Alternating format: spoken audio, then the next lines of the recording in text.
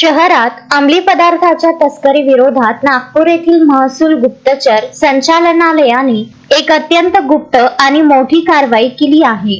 रविवारी नवसारी रिंग रोडवरील एका धाब्यावर छापा टाकून 7 करोड 35 लाख रुपये किमतीचे 4 किलो 900 ग्रॅम MD ड्रग्ज जप्त करण्यात आले। विशेष म्हणजे या संपूर्ण कारवाईची अमरावती शहर पोलिसांना पुसटशीही कल्पना नव्हती।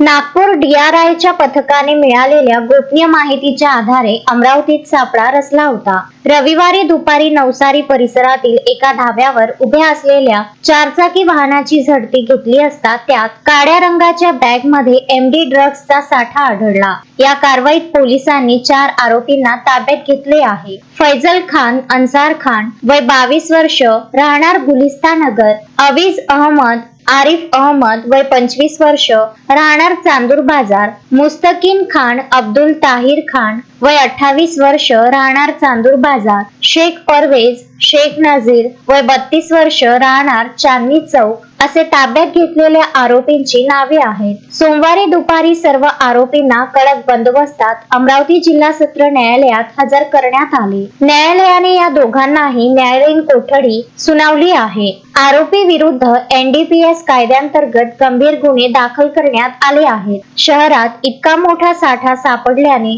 आणि स्थानिक पोलिसांना याची माहिती नसल्याने शहर पोलिसांच्या कार्यक्षमतेवर प्रश्नचिन्ह उभे राहिले आहे। आता नवनियुक्त पोलीस आयुक्त राकेश ओला या ड्रग माफियांचे जाळे मुळासकट उपटून टाकण्यासाठी कोणती कडक पावले उचलतात याकडे अमरावतीकरांचे लक्ष लागले आहे। शोएब खान, विदर्भ न्यूज, अमरावती।